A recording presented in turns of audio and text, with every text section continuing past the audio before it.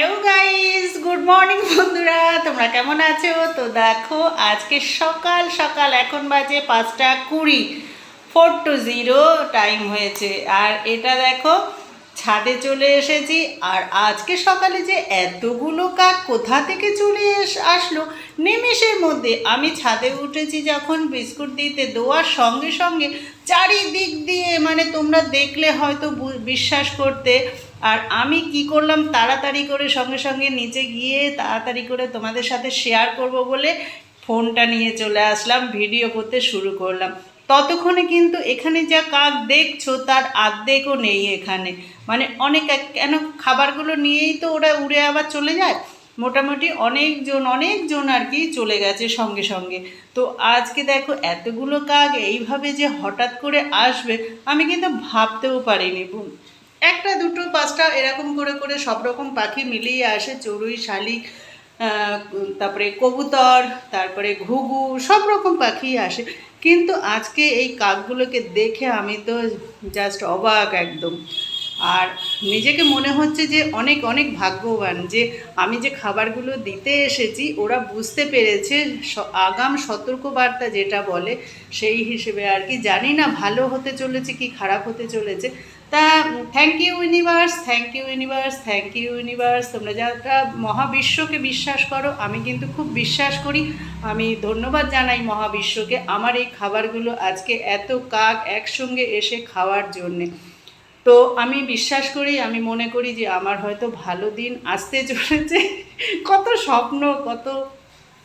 তো চলো, আকাশটাও দেখো কি সুন্দর অপূর্ব লাগছে। আর এই সকালটা এটা খুব সুন্দর লাগে ছাদে আসলে।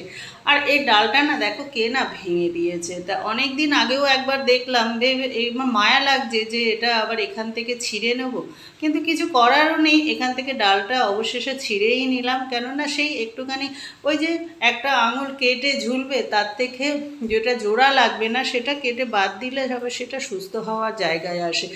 তো আর বিস্কুট নিয়ে এসেছি, সেগুলো আবার দেখো দিয়ে দিচ্ছি। কেন, অনেক কাক এসেছিলো, তো অনেক রকম পাখি এসেছিলো, তারা সবাই একসঙ্গে খাবে, যার জন্যে কম পড়ে যাবে ওদের, সেই জন্য আমি আরও নিয়ে আসলাম। কোনো দিন চালও দিই, কোনো দিন গমও দিই। এবার আমি মনে করছি কি এখন তো এদের খাওয়ার জায়গাটা খুব সুন্দর হয়ে গেছে, আর ছাতে দিলে অসুবিধাও নেই। আর অনেক কাক পাখি সব চলে আসবে। এবার থেকে রেশন থেকে গম তুলে কিছুটা গম এদের জন্য রেখে দেবো রোজ দেওয়ার জন্য। এইবার দেখো আমাদের মহারানী কিন্তু একদম রেডি হয়ে চলে এসেছে। আজকে মহারানী কিন্তু কম্পিউটার পরীক্ষা রয়েছে, আর সেই জন্য এমনি ব্যাগে কিন্তু সেরকম কিছু একটা নেই, শুধু বোর্ডটা রয়েছে। আর একটু জল তো দিয়েই দিই, কেন কিনা বলা যায় না, জল পিপাসাও পেতে পারে। 1-1.5 ঘন্টার মতন ওরা স্কুলে থাকে, ওইটুকুনি টাইমের মধ্যে দিদি তো টিফিন তো নিতেই চায় না, আর জলও নিতে চায় না, তাও জোর করে দিই। দিদিকে স্কুলে দিয়ে আসলাম। এইবার দেখো আটা নিয়ে বসেছি, আটাটা মেখে আর আলুগুলো কেটে নেবো। আর আজকে সোয়াবিন আলু তরকারি হবে। আর এই যে শুক্রবার করে আমি একটু সিমাই বা চালের কোনো না কোনো একটু পায়েস বানাই, তো এই সিমাইটা আনলাম, এটা পায়েস হবে আজকে। সোয়াবিন আলু তরকারি, রুটি আর পায়েস সকালে টিফিনে। তো এখন দেখো আগে আটাটা মেখে নিচ্ছি, মেখে রেখে তারপরে আলুগুলো কোটাকুটি করবো। আর দেখেছিস বাটিটা কী অবস্থা, এই বাটিটার অবস্থা দেখো, যতবার চা গরম বসায় ততবার ঘুমিয়ে পড়ে, যার ফলে এই যে বাটিটা দেখেছো একদম পুরে কী অবস্থা হয়েছে। এমনকি ছাঁকনিটা যে ছিল ভেতরে সেটাও পর্যন্ত পুরো একদম ছাড়া হয়ে যায়, মানে চা বসিয়ে একদম সুখো নিদ্রায় চলে যায়। তো চলো এখন আটাটা মেখে নিই, বেশি লেট করা যাবে না, দিদির আবার 10:30টায় ছুটি হয়ে যাবে, আবার দিদি এসে গেলে সব কাজ হয়ে গেল, সেই আগেকার মতন হয়েছে। বাচ্চার মায়েদের যেমনি বাচ্চারা যখন ঘুমায়, যখন স্কুলে যায়, সেই সময় কাজগুলো সেরে নিতে হয়। তো আমারও হয়েছে এই বুড়ো বয়সে সেই অবস্থা, যখন মহারানী স্কুলে যাবে বা ঘুমাবে তখন কাজগুলো সব সেরে নেবো। আর ওই বাচ্চার সঙ্গে সঙ্গে যে বাচ্চা ঘুমোচ্ছে ততক্ষণ আমিও ঘুমোবো, তবে সব কাজ হয়ে গেল, তখন আর কোনো কাজই হবে না। আর ওই বলবে যে কত কাজ বাকি, কত কাজ বাকি, এই গানটা সারাদিনই চলতে থাকে। তো সিস্টেমেটিকভাবে কাজ করলে কিন্তু একসঙ্গে অনেক কাজ করা যায়। তো চলো এবার তোমাদের সঙ্গে কথা বলতে বলতে আমার কিন্তু আটা মাখাও হয়ে গেছে। এবার আলুগুলো কেটে সোয়াবিনের তরকারিটা বসাবো একদিকে, আর রুটি করবো একদিকে। ভিডিও কেউ দেখেও না, দেখবেও না। এই রকম সোয়াবিনের তরকারি, আলু ভাতে, ডাল, এইসব করলে কি আর লোকে দেখে? ভালো ভালো রান্নার ভিডিও ছাড়তে হয়। তো কি করবো বলো, আমরা যেরকম খাই সেরকমই তো দেখাবো। আর প্রত্যেক দিন যে কিছু না কিছু ভালো মন্দ করবো সেই সামর্থ্য তো আমাদের নেই, আমরা গরিব মানুষ। আলু ভাতে, ডাল, সোয়াবিন, পোস্ত, আলেকালে হয়তো 6 মাসে 9 মাসে একবার মাছ মাংস কিছু হলো, আর আমার পক্ষে প্রত্যেকদিন সকালবেলা উঠে বাজারে যাওয়াও সম্ভব হয় না, যার জন্য কিন্তু আমাদের মাছ মাংসটা খুব কমই খাওয়া হয়। তো আগে একটা হারাদা ছিল, সে প্রত্যেক দিন এসে সকালবেলা মাছ দিয়ে যেত। আর এই বাড়ি চেঞ্জ করার পর থেকে তখন আর সে চেনেও না বাড়িটা, রাস্তাঘাটে দেখাও হয় না যে বলবো, ওই জন্য কিন্তু মাছ টাছ সেরকম একটা খাওয়া হয় না। আর যে দিদি ছেলে যদি কোনো সময় মন করে আনবে, এবার ও বাজারে গিয়ে আনবে, তার জন্য আমার অপেক্ষা করে বসে থাকতে হবে। আরে দেখো দিদির স্কুল ছুটি হয়ে গেছে, একটা গরু মনে হয় রাস্তা দিয়ে ধরে নিয়ে এসেছে, এবার ওই রুটি তাকে দিতে হবে, সেই জন্য নিচ থেকে চেঁচাচ্ছে, দিদি রুটি করেছো, রুটি দাও, গরুটাকে ধরে নিয়ে এসেছি। এবার তোমরাই বলো, এবার আমি এই দুটোকে নিয়ে সামলাতে পারি না, আবার আর একটা গরু ধরে নিয়ে এসেছে, চেঁচাচ্ছে নিচ থেকে, দেখা যাচ্ছে না এখান থেকে। এবার ভাত নামিয়ে তাদের জন্য আগে রুটি করে দিতে হবে, আর নাহলে তরকারিটা নামিয়ে রুটি করে দিতে হবে। গরুটাকে নিয়ে দাঁড় করিয়ে রেখে ওখান থেকে চেঁচাচ্ছে, দিদি রুটি দাও, রুটি দাও। তো বাচ্চা কাচ্চা যেরকম দেখে সেরকমই হয়, আসলে আমার থেকে এগুলো দেখে তো, যার জন্য ওর মনেও এগুলো গেঁথে গেছে কি করতে হবে না করতে হবে।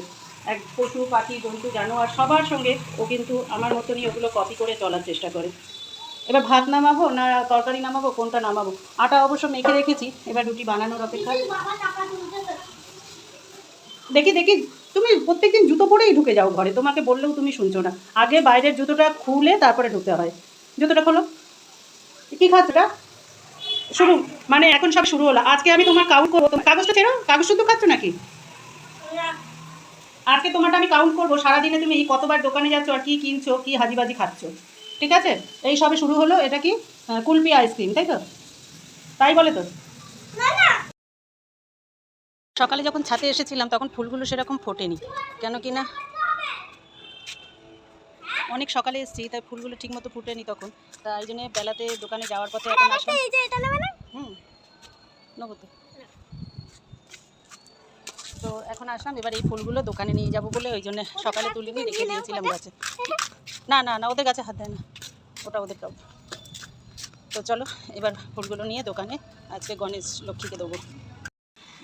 এইসব অত্যাচারগুলো কে সহ্য করতে পারে? তোমরাই বলো বন্ধুরা, কে এরকম অত্যাচার সহ্য করতে পারে?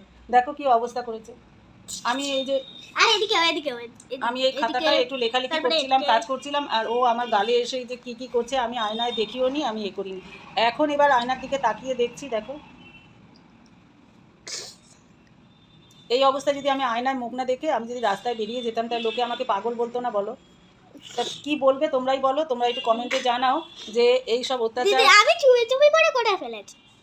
চুরি করে করে ফেলেছে। এবার আমি চুরি করেই তো করেছো। আমি যা কি করে জানবো যে তুমি আমার গালে দাগগুলো দিচ্ছ? আমি জানছি যে গালে হাত বুলাচ্ছে, আমি আমার মতন খাতায় কাজ করছি, আর ও আমার গালে হাত বুলিয়ে যে এই অবস্থা করেছে, তা কি করে জানবো? আমি এই দুটো দিন করেছি।